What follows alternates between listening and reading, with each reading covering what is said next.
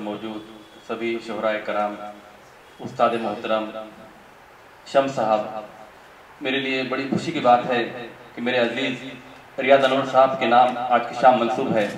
मुझे मेरे जो रियाज साहब को जानते हैं उन लोगों ने तो कुछ पूछा नहीं, लेकिन लाजवाब सर, बाकी जो रमेश आराग जैसे मेरे मराठी शायर दोस्त थे, उन्होंने पूछा कि भाई रियाज साहब के बारे में मंसूब शाम है आज की, तो क्या उनका जन्मदिन है, क्या है, तो क्या खास बात है। तो मैं एक बात बताना चाहता हूँ कि कुछ लोग किसी अखबार के हेडलाइन नहीं बनते, कभी टीवी पर कोई ब्रेकिंग न्यूज का हिस्सा नहीं बनते, लेकिन फिर भी समाज के उत्थान के लिए उनका काम मुसलसल जारी रहता है। रियाज साहब उन्हीं में से एक है। उनका वो मशहूर शेर मुझे याद आता है कि वो पुल है तू जो दुनिया से जोड़ता है मुझे, जो तू करीब हो सबके करीब आओ मैं। इस तरह का लिखने वाला है शायर। और जब उनसे इस 5-6 साल शायरी का जो सिलसिला सफर है मेरा, उनसे जब मुलाकात होती रहती थी तो ऐसे शेर कहते थे और बातें मालूम पड़ती थी कि लगभग 1000 गजले, 100 हमदे, 400 नाते, इतना जखीरा उनके पास है, फिर भी कहीं शो ऑफ नहीं, कहीं अपनी खुद की मुंह खुदा बताई नहीं। तो मुझे हैरत हुई, मैंने बोला सर ये बातें जमाने के सामने आनी चाहिए, आना बहुत जरूरी है, और इसीलिए आज की शाम उनके नाम से मंसूब की है। और आज तो उनसे खूब सुनेंगे हम, मेरी रिक्वेस्ट है। अभी एक शमा अफरोदी की सर ने एक शेर मुझे याद आता है कि शमा जलाकर बस अंधेरे में रखी मैंने, मुझे इल्म नहीं था कि रोशनी होगी। तो शुक्रिया शुक्रिया। और आज का जो दौर है जहां हम सब ऐसे दौर में जी रहे हैं कि जहाँ पे नफरतों के सौदा कर खुलेआम नफरत का प्रचार करते हैं, ऐसे माहौल में भी एक शायर का, सच्चे शायर का फर्ज ये होता है कि वो मोहब्बत की बात करे। और सब जैसे डायस के यहाँ पर इस बार भी वही लोग हैं जो मोहब्बत बांटने वाले हैं, मोहब्बत करने वाले हैं, मोहब्बत की बात करते हैं। इसीलिए आज की शाम इस शख्स के नाम मंसूब है। और ये खुशी की बात की एक ऐसे शायर को, शख्स को आज सदर मुशायरा हमने बनाया है, शम्स साहब को। भाई और दोस्तों, ये मैं बड़ा एहसानमंद हूँ डॉक्टर साहब का कि उन्होंने मेरे इजाज़ में ये नशिस्त आज की एक छोटा सा जो प्रोग्राम है रखा है। हकीकत तो ये है कि मैं कोई इतना बड़ा शायर नहीं हूँ, एक तालिब इल्म हूँ, एक विद्यार्थी हूँ जो अभी सीख रहा है। यहाँ पर बड़ी बड़ी शख्सियतें इल्म अदब की मौजूद हैं मैदानी सुखन की, जिनके सामने मैं बड़ा बोलना हूँ। ये हमारे भाई डॉक्टर आगाज साहब की मोहब्बत है कि उन्होंने मेरे मना करने के बावजूद भी इसरार करके कहा कि सर ये जो प्रोग्राम है मुझे आपके नाम रखना है। ये उनकी मोहब्बत है और मैं उनका एहसानमंद हूँ। एक बात आपको बताता चलूँ कि ज़बान जो है वो इंसानों के दिलों को जोड़ने का जरिया है। ज़बान किसी की मिरास नहीं, जो बंदा, जो आदमी जो ज़बान सीखे वो ज़बान उसकी। ज़बान तमाम कौमों को, तमाम लोगों को अपने अंदर समूने का, बांधने का, समेटने की सलाहियत रखती है। और ज़बान एक ऐसा जरिया है जो इंसान को इंसान से मिलाती है, इंसान के दिलों को जोड़ती है। डॉक्टर साहब की कहाँ ज़बान मराठी, हमारी ज़बान उर्दू, लेकिन उर्दू की कशिश ने, उर्दू के हुस्न ने, उर्दू की दिलकशी ने उनको ऐसा लुभाया कि वो उर्दू के होकर रह गए।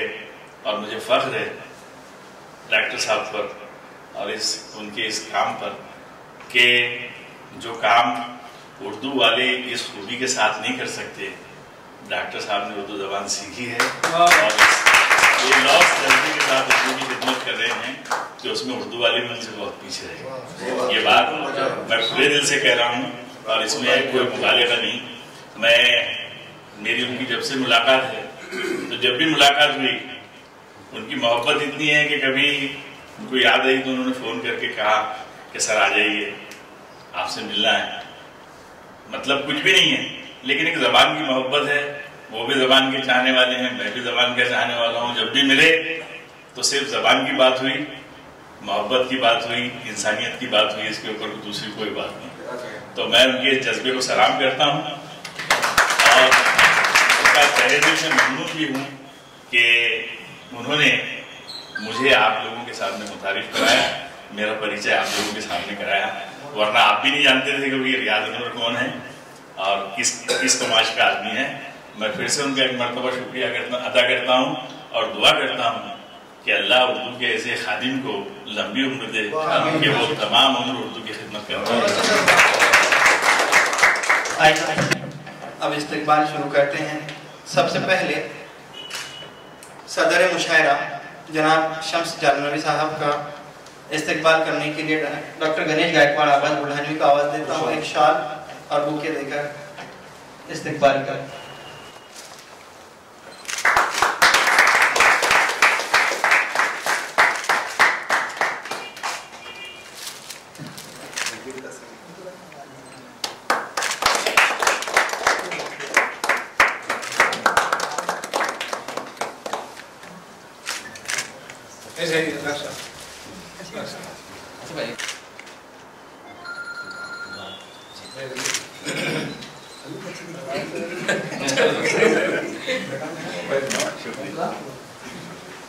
आपके बाद मेहमान खुसूसी का इस्तकबाल सबसे पहले हारून सर का इस्तकबाल करने के लिए सुनील यादव साहब मामा को आवाज दे।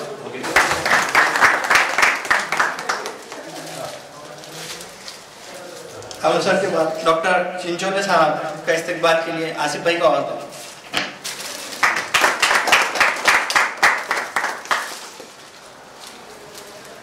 लांजनवर साहब के एजाज के लिए विलास भैया को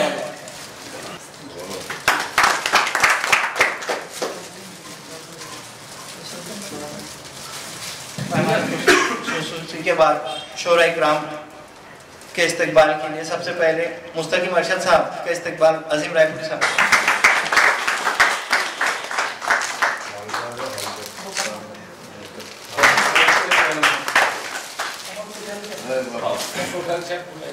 इमरान सानी साहब का इस्तकबाल रंजीत राजपूत साहब का।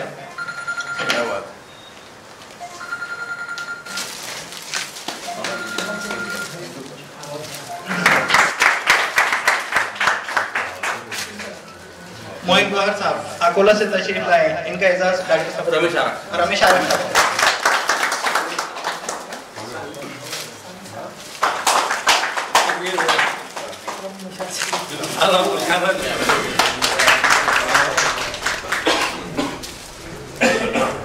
आइए